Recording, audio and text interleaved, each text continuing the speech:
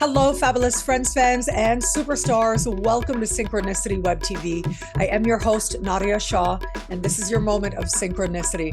Well, I'm so excited to celebrate with you today, someone you've seen on my channel before, the one and only Alejo Lopez. Now, Alejo is someone who is absolutely brilliant. I had a chance to spend time with him in person a couple of times now, and he has been just so lovely, and his astrological advice has helped me at moments that I really needed. So I know firsthand what an amazing astrologer he is. And it is Alejo that is coming back to Synchronicity University. And he is bringing his own course this time, a super popular topic. Lots of people have been asking for this, and Alejo is the perfect person to teach this. He is an expert teacher, and he's going to be talking about midpoints, aspects, and harmonic charts. So many students have been asking about this, and I'm so excited to talk about this and more with the one and only Alejo Lopez. Alejo, welcome. Thank you for being here. Hi, Nadiya. Thank you so much. I'm so happy to be here. Thank you. Yes. Of course. And I should mention that you guys, from the time that this interview publishes, you'll have a couple weeks left to choose your tuition rate. Our world famous choose your tuition rate at Synchronicity University, which means you can study with Alejo for as low as just $5 a class, an unheard of rate to learn from Alejo. Alejo, how are you? I'm so happy to hang out with you again. I'm great. I'm happy to be doing this. I'm in Turkey right now. So it's a whole different atmosphere and background. Yes. And it feels nice. It's so inspiring to be here. Yes. Yes, I know. I've been to Istanbul. I love the energy there. I love the people. So, and I know a lot of friends and fans are in Turkey as well. So how wonderful that you're there and they can relate to you and connect with you in that way. And you live in Greece as well. I live in Greece, in Athens, yes. But I'm in Istanbul, and then I'm going to Argentina, actually. By May, when we're doing the course, I will be back in Athens, yes.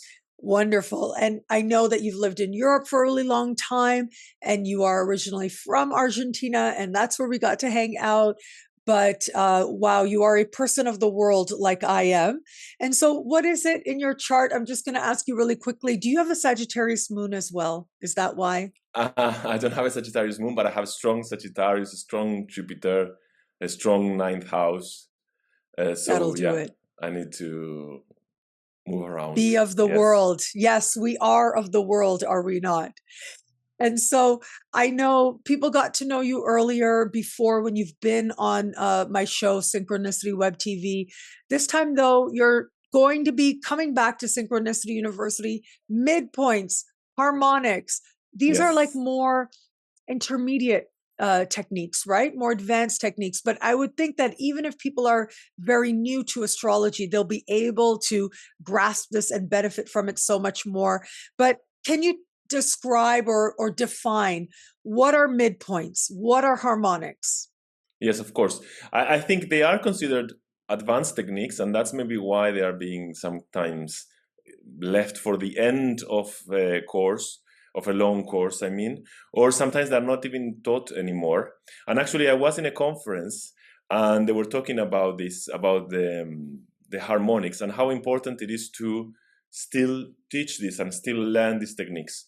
And I don't think they are actually difficult. I think actually you can grasp the idea of what a midpoint is much quicker than you can grasp the idea of interpreting aspects, for instance. I think it's actually very concrete and very simple. Basically, the idea of a midpoint is the point between two planets. So we know we distribute the planets in the zodiac, right? So the point between two planets would be a midpoint. So to put an example, if you have a planet, let's say at 0 degrees of Aries, and you have a planet at 30 degrees, or let's say 0 degrees of Taurus, which would be 30 Aries, then the midpoint would be 15 Aries, just the point between these two planets.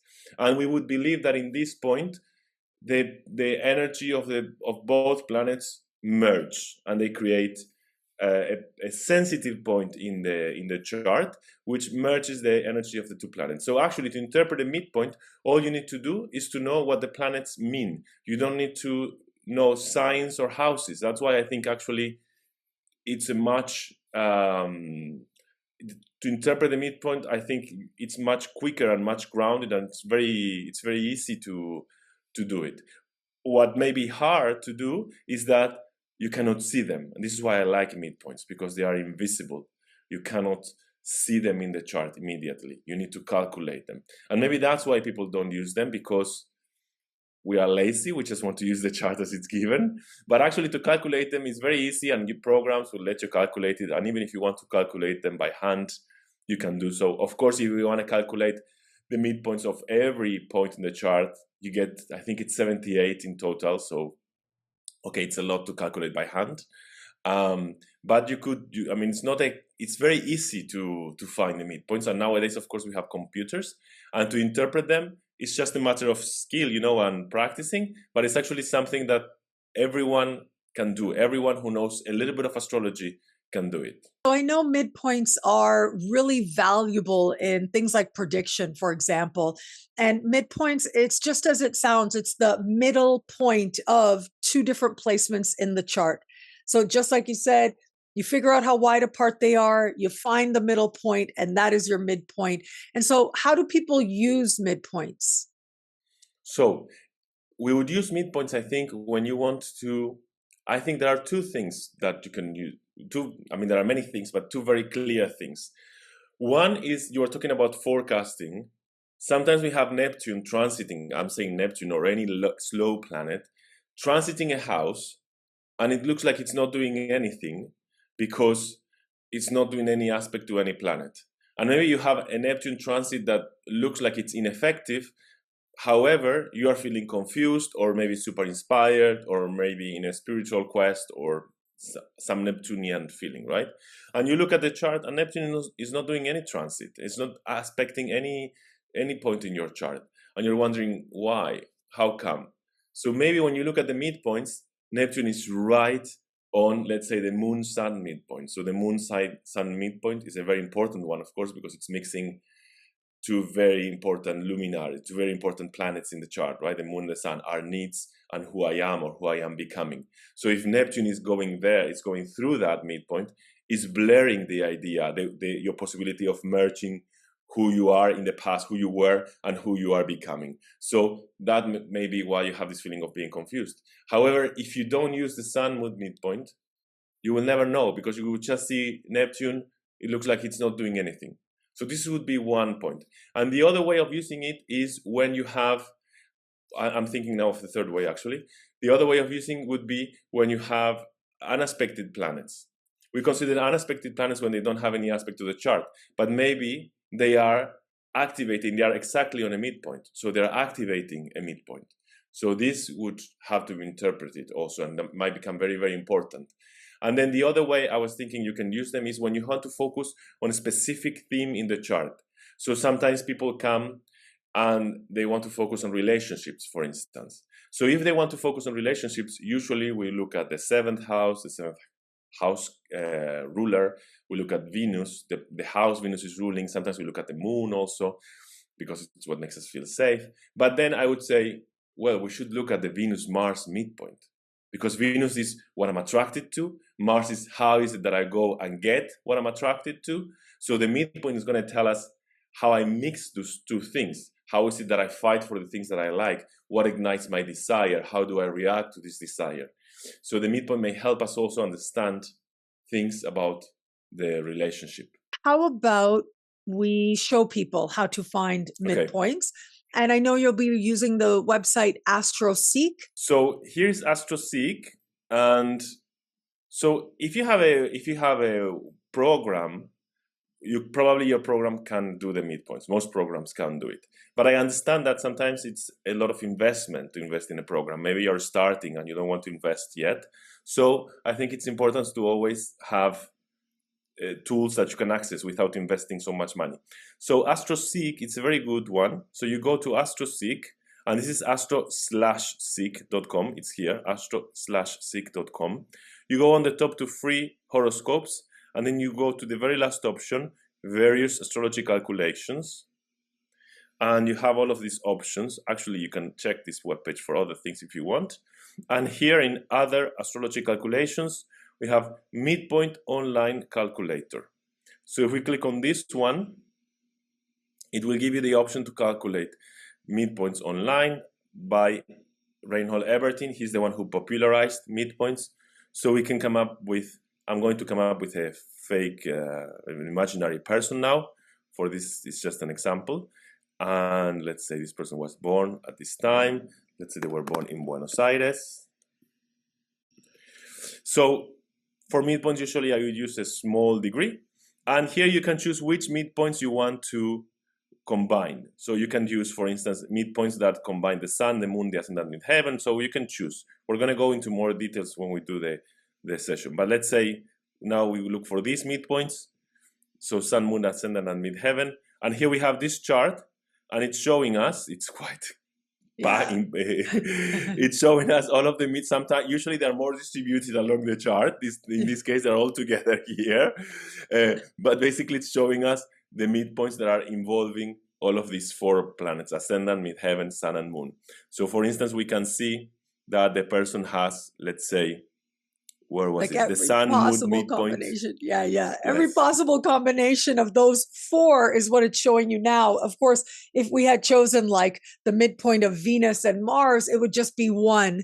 But because we're bringing all these in, which is fine, but yeah, it ends up showing you all these different things. So for instance, here is just the midpoints that involve Venus. So it's Venus with every other planet. So we can have the Venus, Mars, it's here. For this person, it's here at the beginning of Sagittarius. So we would know that when a planet is going through that degree or aspecting that degree, it's going to activate the need for relationship, the quest for relationships, the desire to be in a relationship. And in this case, this people's relationship, if you look at the chart, you would just think of the 7th house in Cancer. So you would just think about the idea of nourishing and kind of a symbiotic relationship. But actually, if you look at the midpoint, you see that the midpoint is in Sagittarius, so you might have other ideas about what this might be. Yeah, and anytime a planet moves over that midpoint, it is activating your Venus and your Mars, like together. Those are the 2 big love-oriented placements in the chart. So I have found, like, when the midpoint is activated, something happens in love. Like something related to love is going to show up for you. If you're looking for love, it can show up in that way. If you already have love, it can show up. But it is such a powerful predictive technique to look at the midpoint of whatever it is you're going for, whatever you're trying to tap into the chart for. Because yeah, you're right. Sometimes somebody says, oh, I met somebody new, and it might not be anything related to the descendant. And sometimes it is the midpoint that's activated. Exactly. Yes.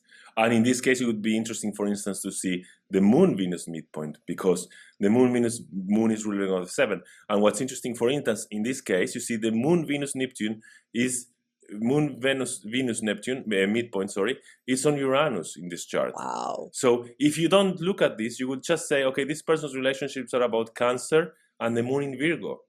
But now actually we're saying, no, there has to be a Uranian quality for this person in relationships, because their midpoint that is bringing Venus and the Moon together, it's on Uranus. Wow. Incredible, right? Because that's a game changer. It is. Completely. I mean, Cancer is such a home, comfort-oriented energy. And then the Moon in Virgo as well is going to be more grounded, right? For a very, very simple, straightforward way of understanding the Moon in an Earth sign. And it's right in the 8th house on the border of the 9th. And so you want those really intense, very deep connections that you can see in every moment and you can feel in every pore. But then the midpoint is on Uranus. So maybe you fall in love out of nowhere, right? Maybe exactly. Yeah. Or maybe you find that comfort with people who are really, really weird, or you look for that in people who are really independent. You're wanting security, but you're going for these really, like, there's so many layers with which to interpret that. It's phenomenal.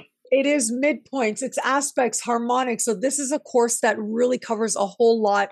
And once again, you guys, it is Alejo that is coming to Synchronicity University. As this interview publishes, you'll have just a little time left to choose your tuition rate, as low as just $5 a class, an unheard of rate to learn from Alejo. But having said that, yeah, we talked about midpoints, harmonics. What about harmonics? How would you define that? So harmonics. So my brother is a musician, and he explained to me that when you hear a note and you think, this is a C, it's actually not a C. It's actually mixing up many other notes in the background, but we just our ear identifies a C. And that's how they create harmonics in music. That's when you listen to a composition, it doesn't sound harmonic. When it doesn't sound like it's harmonious, it's because it's not tapping into these other notes that are included, that are involved in the C. Basically, what we have is the idea that each number has a meaning for us, right? So we follow the Pythagoreans. Each number has a meaning. So for instance, the opposition, we would say it's about conflict because it responds to the number 2, which means conflict. With the harmonics, what we would say is we can do a mathematical calculation, which is to divide a chart by this number, to zoom into the chart by this number, and we're going to get a new chart that only responds to the quality of that number. So I'm going to use the example 9. The example 9, we relate it to the idea of happiness, because number 3, from we get the trine, has to do with flow and something that's easy. And the number 9 is 3 times 3. So it's multiplying the idea of the number 3. So it's something super flowing, super easy, that gives us a lot of joy. So we think that the 9th harmonic talks about how to find happiness. So everyone, maybe you don't have any trines in your chart, but for sure you have a 9th harmonic chart. So everyone can calculate this new chart and understand what is your 9th harmonic and what is the way in which you can find happiness. And basically it would be a harmonic chart is always coming up from the original chart, so it's always connected to the original chart, but it's saying what part of this chart, of this natal chart, resonates with the idea of happiness. How can I make this chart resonate with the idea of happiness? What is the path to resonate with the idea of happiness? And we can do this, of course, with every number. And we can get charts for any number that we want. Again, like we were saying before, depending on the theme. Sometimes I got clients that are artists and they were feeling blocked. So we would use harmonics that have to do with inspiration and creativity to try to find how they could how to get in touch again with their sense of creativity and self-expression. And this is the basic idea, I would say, of the harmonics. So let's see how it applies. Maybe you could show people how to pull that up the same way, with AstroSeek. Okay, so here's AstroSeek again. We go again to free horoscopes, and we go to the bottom, various astrology, and then we get to other astrology calculations, harmonics. And so here you can put the date of birth, and the place and the time, and the 9th of harmonic you want. So let's say you want the 9th harmonic. Okay. Now in this case, I have a harmonic prepared, so I'm going to show you the chart. So this is the chart of Alan Leo. This is his natal chart. And you can see this is the program I use. You can see I automatically always put the sun and moon midpoint and the ascendant midheaven midpoint. I think they're so important. So I have calculated the 9th harmonic chart, which again is like zooming into this chart 9 times. This is the idea. I think first I said divided, and it's not divided, it's more like multiplying. It's like zooming into this chart 9 times to see how does this chart resonate with the number 9, which is the number of happiness. So we get this second chart, this one, which is the 9th harmonic. So this is the 9th harmonic for Alan Leo. Alan Leo, for the people who don't know, is an astrologer, and he popularized astrology. One of the greats. Yeah. He's responsible for esoteric astrology. He was part of the whole theosophical movement of the time that he lived. And yes, you're right. He was like one of the big media astrologers of his time and did popularize astrology a whole lot because of it. Yes. So when we look at his 9th harmonic chart, we can see how he might find happiness. So here we have Venus opposition Jupiter, right? So Venus talks about his sense of creativity, his idea of what's aesthetic, and his idea of what gives him pleasure. And Jupiter talks about his sense of meaning, purpose, and his vision of what he would like to build, he would like to achieve, perhaps. So for him, something that brings him happiness is trying to bring these two things together. Of course, it's an opposition, so it might not be so easy, but when he works through trying to bring his sense of joy, his sense of what gives him pleasure, with his sense of vision, with what he thinks brings meaning to life, he feels, he feels blissed. It's these moments that you feel complete, you feel filled of life. Yeah. We could say the same thing, for instance. Here we have a sun-moon conjunction, right? So we could say that something that also gives him a lot of happiness is to be able to express, to create, to show who he is, to be seen, to be admired for what he does. So the different aspects will tell us the different kind of struggle. For instance, here we have a struggle or flow of energy. So here we have, for instance, Mercury. This is a very tight square to Mars, yes? So again, the idea of trying to bring these two together gives him happiness. So, one may see a person, a Mars square Neptune, square Mercury. It could be a person who fights with words, or perhaps is fighting to defend his ideas, to defend what he wants to see. And from the outside, one may see a person who is stressed. One may see a person who looks like too energetically involved to that. But when we look at the ninth harmonic, actually, this is not giving him a stress. Even if he's putting so much energy in because he wrote so much, in writing so much, it's doing it because he feels pleasure when he's doing it. So it's not a compulsion because he's crazy. It's actually what keeps him alive, what keeps him going, what makes him feel I'm doing what I'm called for. Wow. And so how many harmonics are there? How many numbers of harmonics? Because they all mean something different, each number. Like you said, 9 is happiness. When you're pursuing happiness, this is what you do, and this is who you are, and this is what you prioritize and wear when you want to be happy. This is what this chart is telling you. And so how many types of harmonics are there? So theoretically, you could, because we have 360 degrees, you could have 360 harmonics. Wow. Yeah.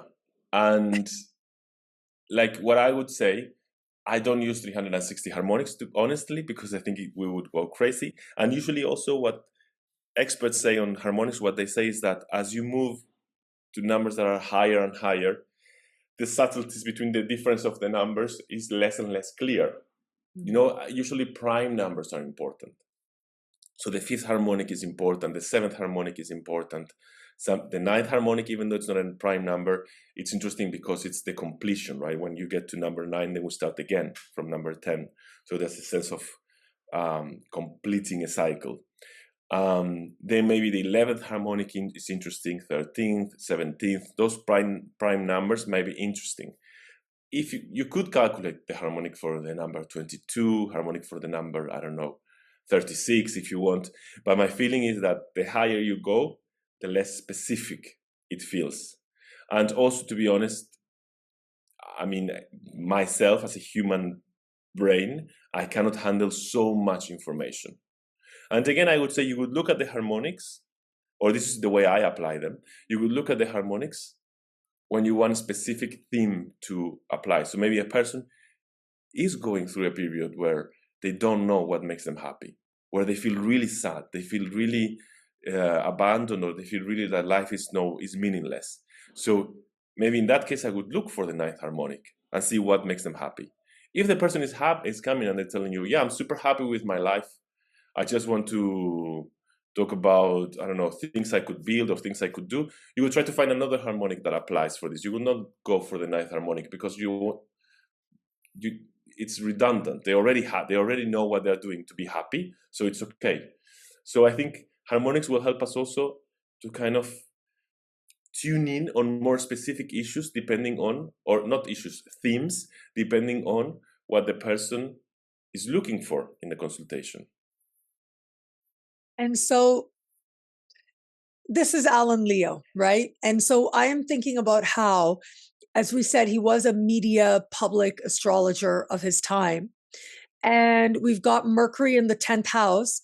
So that was something that made him very, very happy. Since this is the 9th harmonic chart, this represents what he needed to be happy. And even though he had to defend astrology a lot, that's the square to Mars, because we know his life, it still was what he felt very much brought him into a zone of happiness, brought him into an ease of happiness. And he already had a lot of Leo in his chart, which is why he named himself Alan Leo. He gave himself the name Leo. But you see all that Leo energy, the moon, the sun, the midpoint. Yeah, and it's ninth house. He really loved to shine, and especially because he was so spiritual. He was a student of Alice Bailey and Madame Blavatsky, and his astrology reflected that. He was a spiritual teacher as well, but he was fabulous while doing it. We can see all of that here. And the Sag rising, we can see all of that here, which is incredible how this chart really comes alive. Now, Alejo, do we look at aspects to the ninth harmonic chart? Do we look at the ninth harmonic chart in terms of its synastry to the natal chart? Are those techniques that people use or not? So I look at the harmonic chart by itself. I don't do the synastry. I look at it by itself, and I compare some ideas that are in the ninth harmonic chart or in any harmonic chart with the natal chart to see how much accessible this might be for the person, right? But because it's actually included in the chart, there should always be a bridge. It should always be accessible. You're also going to be talking about aspects as well in a whole new way, not just the Ptolemaic aspects, but there are all these other aspects that a lot of times people don't even realize are there, haven't had a chance to study. Can you tell us about that? Yes, because if we use harmonics, what we're going to discover is that there are aspects in the chart that we don't usually look at. For instance, from the ninth harmonic, we're going to develop what we call novile aspects, which are connecting planets with the quality of number 9, so with the quality of happiness. So we can also, instead of calculating the ninth harmonic chart, or in addition to doing that, we can add these new aspects to the chart, and it's going to give us new ideas, new ways of interpreting, new connections between planets that we didn't see, because of course they are a little bit more subtle than the other aspects, but they're still there and useful, again, if you're looking for the subject of happiness, in this case, which is the ninth harmonic, right? Yeah, and I know that these aspects that are not Ptolemaic aspects, but still they have a strong tradition in and of themselves. I know Kepler did a lot of work on developing them.